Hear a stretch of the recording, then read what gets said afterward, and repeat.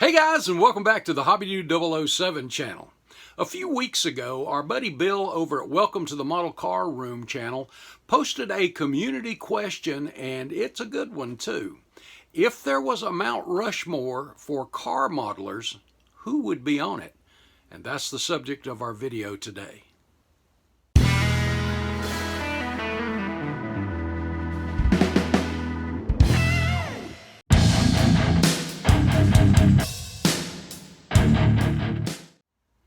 Bill shared in the outset of his video the idea for this came from an article he recently read by Kevin Harvick on if there was a Mount Rushmore for NASCAR drivers, who would be on it. And he took it that little step further for car modelers.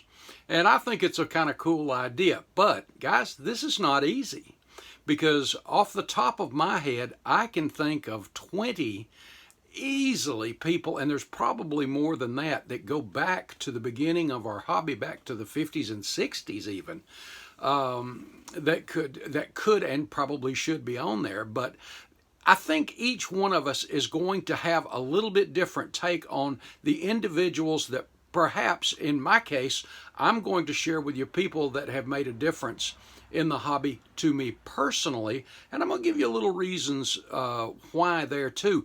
And Bill, I encourage you, go over to his channel, Welcome to the Model Car Room. Be sure you watch that video, and he's going to explain why his picks are who they are, and they're excellent. And when he first mentioned this, the first two people that popped into my head are on his list too. Now, you can only do 4. And I encourage you, other content creators, jump in and share your ideas and your thoughts on this. Because like I said, 2 of mine matched 2 of Bill's. And the other 2 he had on his list, I absolutely agree. But again, these are people that affected me on a personal level. So that's why I said each of us is probably going to have a little bit different take on this. But first up for me, Tim Boyd. Tim is not only a great historian of this hobby, an absolutely awesome writer, just from a journalistic standpoint, a history standpoint of this hobby. You know, I've reviewed a couple of his books and his articles. I always love reading his articles. And on top of that, the skills as a builder he has, going back to the MPC, the Revell Pactra Championships in the 60s, he's been part of that. And again, there's so many people that have been part of this. It's just a huge list. But Tim Boyd was the first on my list because of the impact he's made on the hobby and the education that I personally have received from Tim as well. He's got a plethora of knowledge and the history of our hobby, and he shares it, which that promotes the hobby. Next, number 2 for me, Gary Schmidt, the founder of Scale Auto magazine. The first issue was the May-June issue of 1979. I remember seeing that in a hobby shop, and I picked it up and I was like, wow, a model car magazine?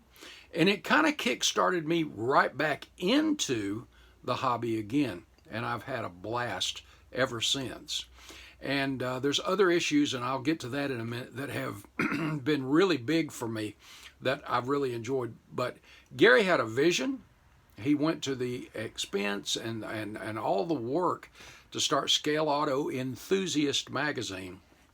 And from 1979 to 2000, wow, just absolutely awesome. And of course, it carried on after that when it was purchased by Kellenbach as just Scale Auto magazine. But Gary did such an outstanding job, and he had a passion for model cars, for the hobby, and to contribute to the hobbyist. And again, that first issue number 1, that premiere issue, was one of the things that got me back kind of excited about the hobby again. I was still doing some, but when I saw this, there were other people around the country and even around the world that were jumping in on this stuff. Gary made just a huge impact to our hobby, and so I've got him as my number 2 guy. Number 3 is someone that about 6 years into Scale Auto, on the cover of the May-June issue 1985, was a Firebird built by Randy Durr. So that's my number 3, is Randy Durr.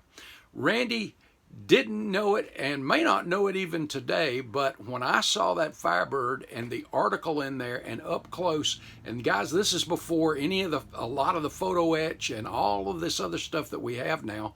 Of course, MSC products were just coming out then. But if you read that article, the scratch building was unbelievable.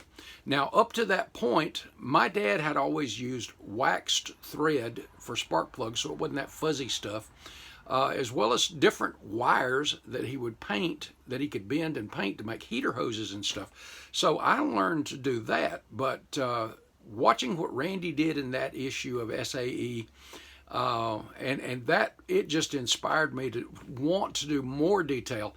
And it was after that that I started getting into super detailing stuff, because I was just so inspired by Randy Durr's work. So my number 3 guy, Randy Durr, and to this day he is a championship builder. And but to boot, what an awesome guy, and I am tickled to death to call him not a friend but a very good friend. Love him to death. Just an awesome guy. And the contributions he's made to the hobby as a whole, it's just great inspiration and great stuff, and a great guy. And lastly, my 4th pick is one that some of you will go, what? Because guys, there are so many people that are deserving, as I said, but I'm talking about the ones that influenced me personally. But you know, I've got my dear friend Bill Coulter, whose health is not really good right now, but Bill is a prolific builder in that stock car arena that I love so much too, but he does so much more. But he's also a great writer. He's got several books that I've got in my library as well. Bill Coulter's another one. Mark Gustafson. And man, we could just start naming them off. Of course, Salt Lake, GSL, the founder there, the International Model Car Museum, which will be moving, as I shared in one of the earlier videos, to Lincoln, Nebraska from Salt Lake. Mark has just been a great contributor to our hobby as well. And I'm going to stop right there, because I'm going to keep going and keep going and keep going on names of people that could do this. I'm going to have a whole lot of mountains to get all my people on them. Let's put it that way. Mount Rushmore is not going to be near enough. But since we can only do 4, that last one is going to be Tom Daniel. And I know that sounds, what? A car designer? Well, yeah, but he did over 75 model kits for Monogram, and they are still extremely popular today.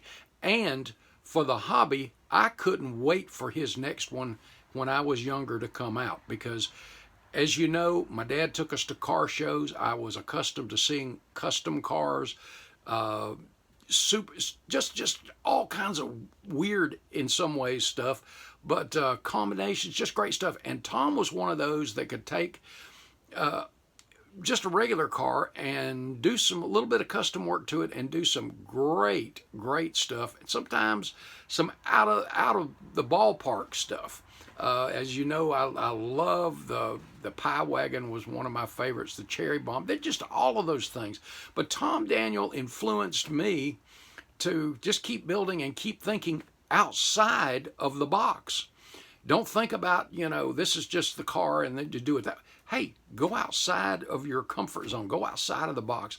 So Tom Daniel, every time a kit came out, sometimes it may not be one that I thought was the prettiest one, but I got them because they were his.